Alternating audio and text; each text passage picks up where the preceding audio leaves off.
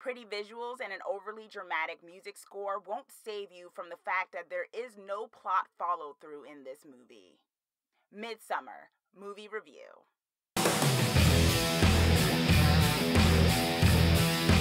Hey Twisted people, it's your Twisted Girl here, and I sat through Midsommar.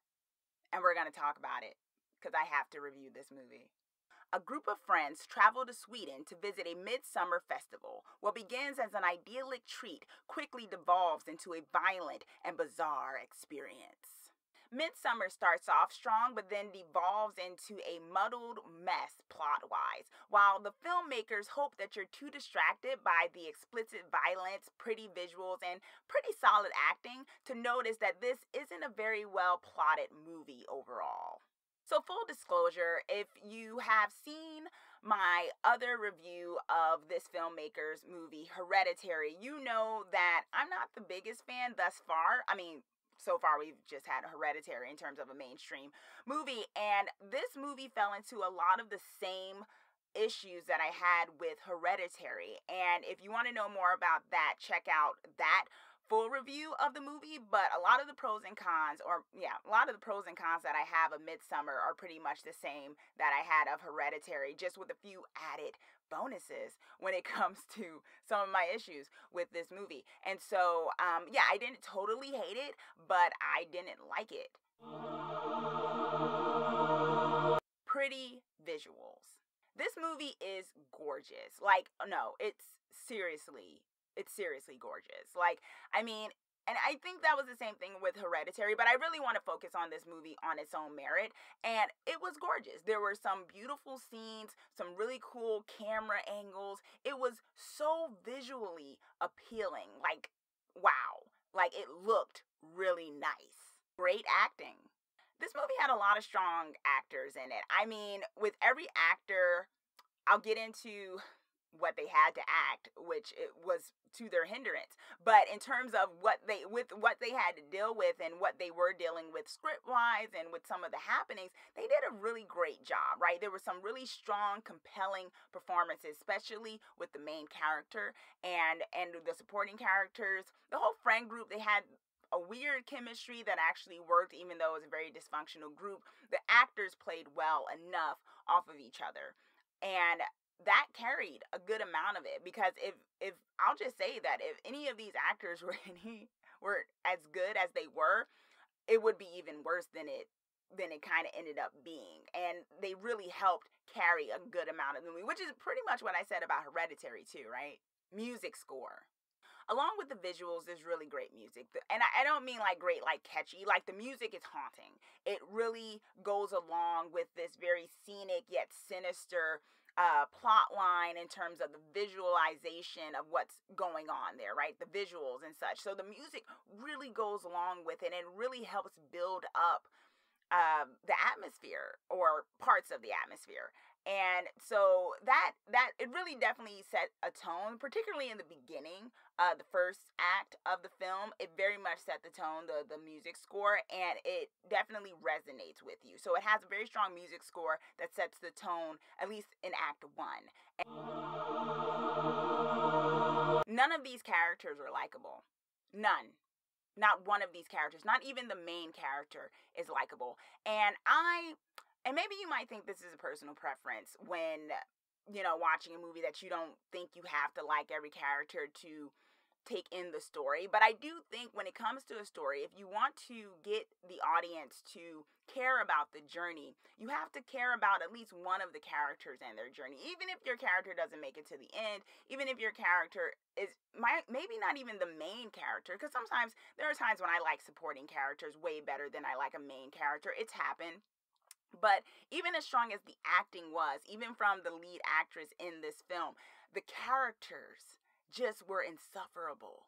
I'm wondering why these people were friends at times. And if you're wondering why the friend group, which is the core of this plot line, because they go to this midsummer festival, if you're wondering why they're even friends, and because they're so dysfunctional and it's so toxic almost, kind of sort of don't care about what happens to their group, right?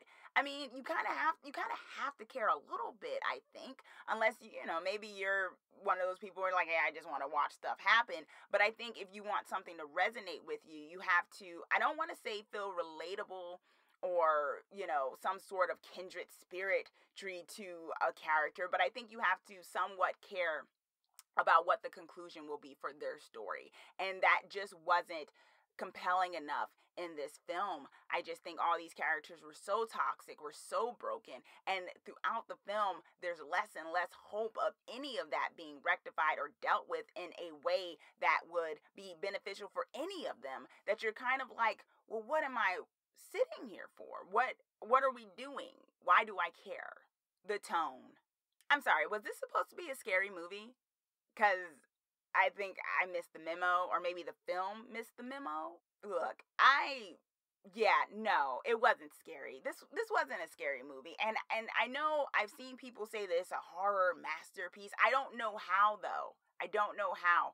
Because I'm not even saying I needed jump scares or anything, because I've watched films that don't have jump scares. They're basically films that it plays on your fear of a situation, like Get Out, or, there's other films like that play on, societal issues and ills, and it's not jump scare, but it's enough to resonate with you because it's a part of a fear, right?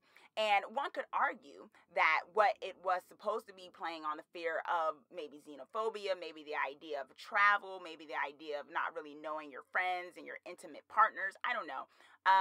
But I don't think it did a very good job of conveying that.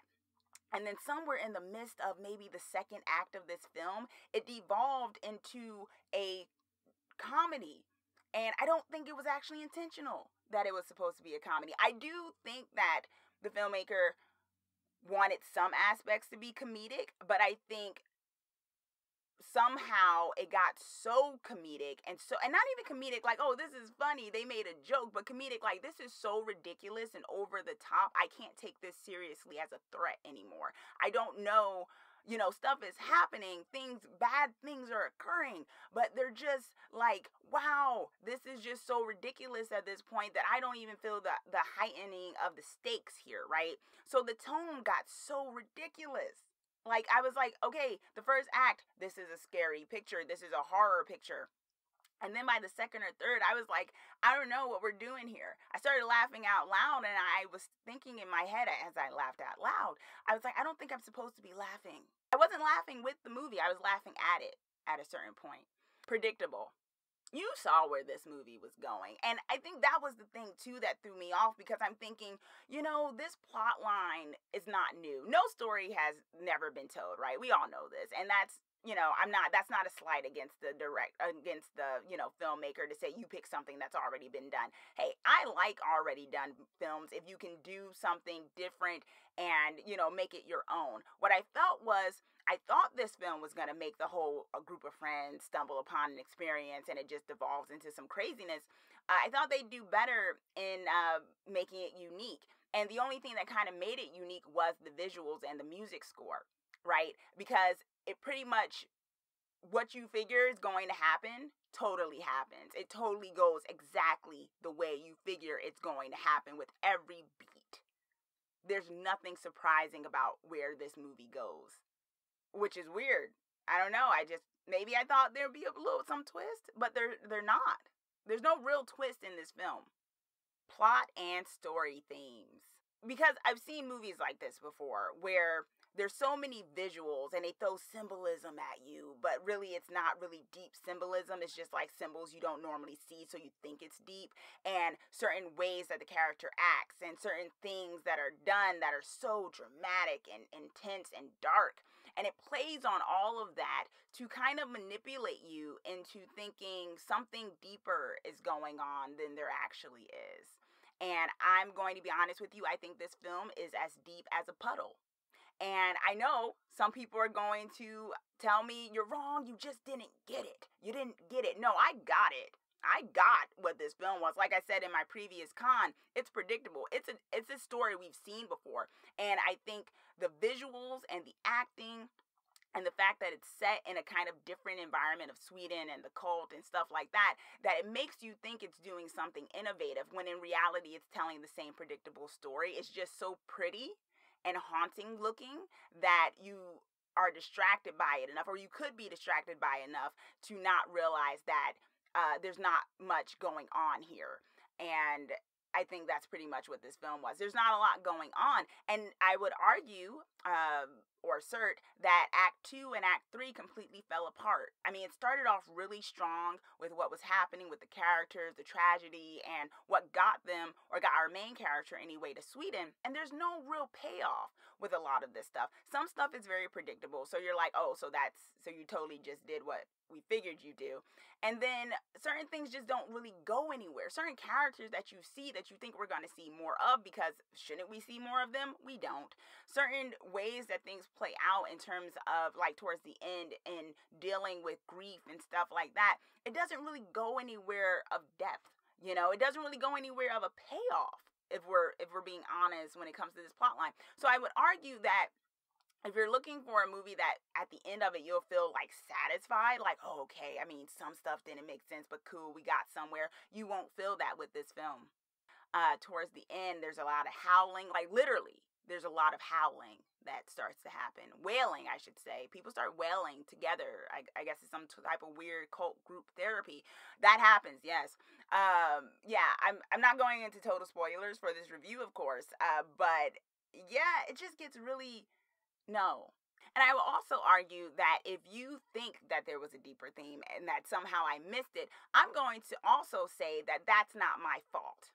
Yeah, I'm going to assert that. I'm going to say that it is the fault of the storyteller when they can't convey the messaging to resonate with the majority of the audience. Something got lost there, and it's not my job necessarily to have to watch the film 3 to 5 times to get that. No, that's the storyteller's fault, not mine as the viewer. And this is a bonus con. Mental health.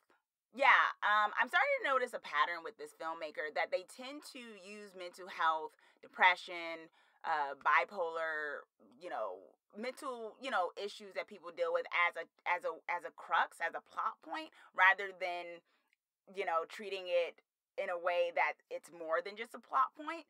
And yeah, totally happened again with this film, and I just thought it was gimmicky. In the beginning, it kind of made sense, but then it just kind of descended into being an excuse for why certain characters acted a certain way, as opposed to really being layered in a way that I thought was resonating. And I'm just a little tired of that in films. I just think we can do better at this point. It's 2019. Suicide. There's a lot of suicide in this film. Coercive sex. Yeah, not out and out rape, but there is an instance where this person probably wouldn't necessarily engage in that act if they weren't under the influence of certain things. And so that happens, and it's a very long scene. Yeah. Animal death. Oh my gosh. I would have listed this as a con, but I think I already had enough cons that I felt justified my issues with this film. But yeah, there's animal death, and it's, yeah, no. So is Midsommar Twisted approved? No, it is not Twisted approved. This movie was like 2 hours and some change long, way longer than it needed to be, and I wouldn't subject anyone else to that. Okay, Twisted people, so that is my review of Midsommar.